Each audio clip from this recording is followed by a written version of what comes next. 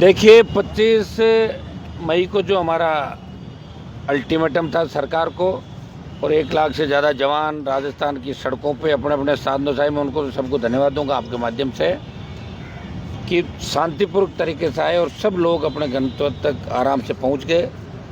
सरकार ने उस दिन हमसे वादा किया कि हम बहुत गंभीर हैं और ये तय है कि अगर रैली नहीं होती तो सरकार कोर्ट में लिख के देती कि भर्ती रद्द नहीं कर रहे हैं। इस रैली से दिल्ली तक सरकार की पोल पट्टी खुल गई, दिल्ली सत्ते में आ गई। प्रदेश के अंदर ये बात चली कि ये राजस्थान के नौजवानों का आक्रोश था, ये कोई राजनीतिक रैली नहीं थी।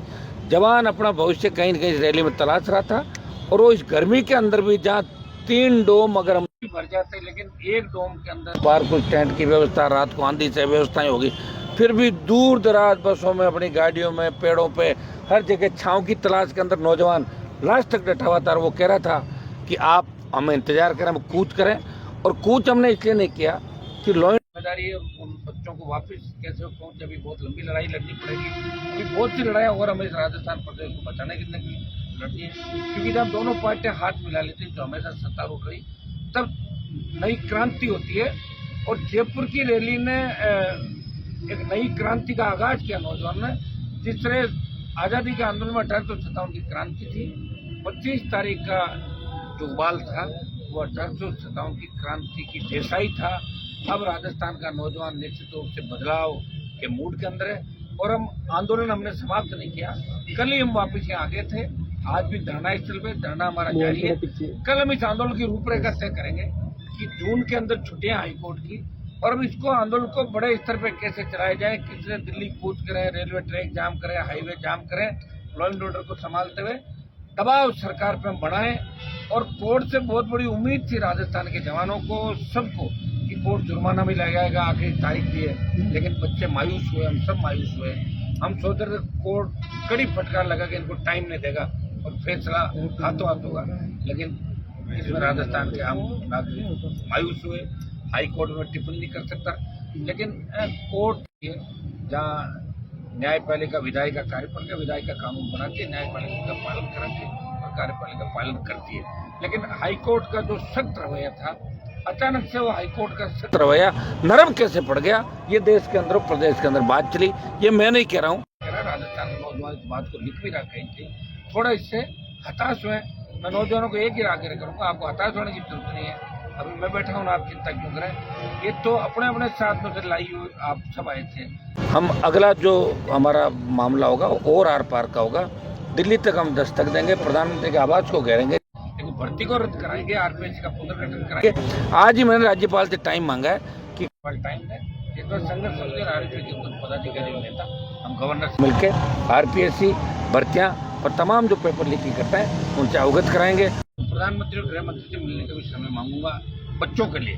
मुझे कोई मिलने का शौक नहीं मुझे, लेकिन बच्चों के लिए मिलना पड़ा तो उनसे भी मिलके एक हमने मांग भी करी है कि विशेष सत्र लोकसभा का बुलाया जाए। सीज फायर के अंदर जिस तरह अमेरिका ने पंचायत रैलियां बढ़ चढ़ के कांग्रेस के हम जय हिंद यात्रा निकाल रहे, बीजेपी करेगी हम जीते, विशेष सत्र के अंदर सरकार ने किया और देश ने क्या, विशेष सत्र की मांग मैंने भी मेरे दल की तरफ से करी है कि विशेष सत्र बुला के देश की जनता को, प्रधानमंत्री को जवाब देना चाहिए। पर सरकार हाईकोर्ट में रद्द करने की सिफारिश तो कर चुकी है, तो बार बार ये सिफारिश, फिर बैठक, फिर उसी एसआईटी कमेटी की रिपोर्ट सिफारिश रद्द करने की सिफारिश कर चुकी है। हाँ, तो इसीलिए तो मुझे लग रहा है कहीं इसके साथ भजन लाल जी भी नहीं चले जाए साथ कि भाई भर्ती भी रद्द करो, इनको भी फेरी करो। मुझे ऐसा लग रहा है, क्योंकि कोई आदमी अगर अक्षम है, वो सक्षम नहीं है, तो फिर कहते भर्ती भी करो, इसको भी फेरी करो, दूसरे को बिठाओ। क्योंकि विधायक साथ नहीं भजन लाल जी के साथ, बहुत ही अंदर, बहुत बड़ा अंतर करे भारतीय जनता पार्टी के अंदर है। ये आपको आगामी दिनों में अपना आप ही मिल जाएगा। और मैं तमाम उन नेताओं को भी धन्यवाद दूंगा जो बीजेपी के अंदर रहते हुए भी भर्ती रद्द करने की सिफारिश करें। और कांग्रेस को नेताओं को मैं धन्यवाद इस बात का दूंगा कि कहीं न कहीं दबी जुबान उन्होंने कई जगह बात करी। वे तो कांग्रेस इसलिए बात नहीं करी कि घोटाले घपले कांग्रेस के राज में भी हुए थे ज़्यादातर, इसलिए वो डरे हुए हैं सारे। और वो तो डरे हुए महेश जोशी गिरफ्तारी के बाद कि अगला नंबर किसका है। तो इसलिए राजस्थान का जवान खुद ही कमान संभाल के बैठा है, वो कर रहा है। और मैं उन तमाम नेताओं को, कोई अब ये क्रेडिट की लड़ाई हो गई, बीजेपी कह रही है कि हम भर्ती रद्द कर दोगे, क्रेडिट उसको नहीं मिल रहा है, इसको नहीं। मैं कह रहा हूँ हमें क्रेडिट की आवश्यकता ही नहीं है। आप तो ये कह दो कि फलां तारीख को हम फैसला कर देंगे, हम कल ही उठ के चले जाएंगे, क्रेडिट बीजेपी के नेताओं को दे देना। उनको लाके बिठा दो, उनसे करवा दो। ये क्रेडिट की लड़ाई नहीं, राजस्थान को बचाना है। अगर ये फर्जी थानेदार बन गए, फर्जी आरएस बन गए, 18, 21 जिस तरह पेपर लीक की घटनाएं हो रही है, आप 2011 की भर्तियों के लोगों को पकड़ रहे हो। जिस तरह आज बोर्ड की जो कॉपी है वो किराना स्टोर पे जांच रहे थे नागौर जिले संसदीय क्षेत्र, इससे आप अंदाज लगा सकते हो कि लोगों का हौसला कितना बढ़ गया। अब महिला उत्पीड़न में 1 नंबर पर राजस्थान, अपराधियों का अड्डा, नेता सुरक्षित नहीं, भजनलाल को 10 बार धमकी, कई नेताओं को धमकियां, थ्रेट, और बेरोजगारी, आत्महत्याएं, किसानों की आत्महत्याएं, जवानों की आत्महत्याएं, कोटा के जो हब है हमारा, वहाँ किस तरह बच्चे आत्महत्याएं कर रहे हैं, ये सब जांच का विषय। और राजस्थान देश का सबसे बदनाम राज्य हो गया और इसके लिए बीजेपी और कांग्रेस जिम्मेदार है। वसुंधरा गहलोत के गठबंधन के बाद मुझे लग रहा है कि भजनलाल और अब दूसरे कांग्रेसी नेताओं का अलायंस हो गया। जिस तरह भजनलाल ने कहा कि कांग्रेस के नेता रात को अंधेरे में मेरे से मिलने के लिए आते हैं, और ये सही बात भी है।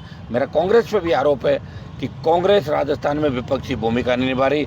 सिर्फ वोट बैंक की खातिर अगर मैं यहाँ धरने पर नहीं बैठता, नहीं लड़ता, तो कांग्रेस जय हिंद यात्रा भी नहीं निकालती। ये ढकोसला है। कांग्रेस अगर चाहती तो देश इस तरह कमज़ोर नहीं होता। और भाजपा इस बात का फ़ायदा उठा रही है कि विपक्ष सामने है नहीं, इसलिए आराम से फुटबॉल खेलो, गोल करो। या तो गोलकीपर भी नहीं कांग्रेस पार्टी के अंदर, तो ये बिखरा हुआ इंडिया अलायंस है जो 15 धड़ों के अंदर बंटा हुआ इंडिया अलायंस, कोई धनी दोरी नहीं है। खड़गे जी भूल जाते हैं कि कौन कौन सी पार्टियां हैं, कभी किसी का नाम भूल जाते हैं, उम्र भी ज़्यादा हो गई, उनको लेके जाने से अभी कांग्रेस, मुझे नहीं लगता कि ये कांग्रेस का कुछ फ्यूचर देश में। लेकिन ये अपना प्राकृतिक तरीके से सारा काम सेट होगा। जवान लड़ेगा। जब चारों तरफ से देश गिर गया था उस समय 1857 की क्रांति आई, कई लोगों ने बलिदान दिया। हो सकता है कि इन संघर्षों में हमारे देश लोगों को बलिदान भी हो जाए, बलिदान मतलब राजनीतिक बलिदान, जैसे मेरा किसान आंदोलन में हुआ, सत्ता छोड़ के सड़कों पर आया। अब भी हो सकता है कि सत्ता मिले ही नहीं, लेकिन मैं राजस्थान के अंदर वो क्रांति ला दूंगा कि कांग्रेस भारतीय जनता पार्टी मजबूर होगी और जवानों को आने वाले समय में तकलीफ नहीं पड़े और हमारा पहले की तरह मजबूत राजस्थान हो। और आरपीएससी की माध्यमिक शिक्षा बोर्ड, कर्मचारी चयन बोर्ड और विश्वविद्यालय और हमारी कॉलेज हैं, उनकी वो इज्जत हमारी स्कूल की बने। जब बाहर से बच्चे एडमिशन कराने के लिए एमजीडी, वनस्थली, आपकी मेयो, ये तमाम स्कूल कॉलेज के अंदर बाहर से लोग आते हैं। हमारे राजस्थान यूनिवर्सिटी का जो दबदबा था वो वापस कैसे बने। हनुमान बेनीवाल इस राजस्थान के सम्मान की लड़ाई लड़ रहा है और मैं थकूंगा नहीं। भजनलाल सरकार थक जाएगी और कांग्रेस मैदान छोड़ के भाग जाएगी, लेकिन मैं हमेशा लड़ा हूँ, लड़ता रहूँगा। लोग ये भी कह रहे हैं कि रैली में तो हनुमान जी ने क्या क्या बुला लिया। अरे भैया वही करना था और क्या। सरकार को ताकत दिखाई दे दिल्ली तक कि इतना भारी आक्रोश लोगों का। तो आक्रोश का मतलब ये थोड़ा कि युद्ध करवा देते वहाँ पर। युद्ध कराता था फिर मुझे कहते थे अपने फायदे के लिए लड़ा दिया बच्चों को।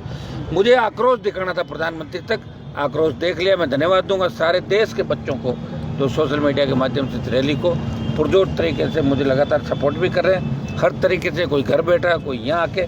और ये रिकॉर्ड तोड़ उन्होंने जो किया, 52 से लेकर पहली बार अगर राजस्थान के नौजवानों ने कभी आक्रोश दिखाया अपने दम पे, तो पहला आक्रोश 25 तारीख को देखा गया। मीडिया को धन्यवाद कि लगातार आप बच्चों के साथ खड़े और अपन सब मिलके, आप लोकतंत्र का चौथा स्तंभ है, अपन सब मिलके नए राजस्थान का वो करेंगे हम। इसमें जो अंदर से बातें निकल के आई है, जो कुछ मंत्रियों और ब्यूरोक्रेट्स का भी मामला बड़ा उस लेवल पे आ गया कि बातें बहुत बड़े स्तर पर चली गई, लेकिन फिर भी जीत हमारी होगी, इतना ही मैं विश्वास आपको दे रहा हूँ। हमारा धरना जारी रहेगा।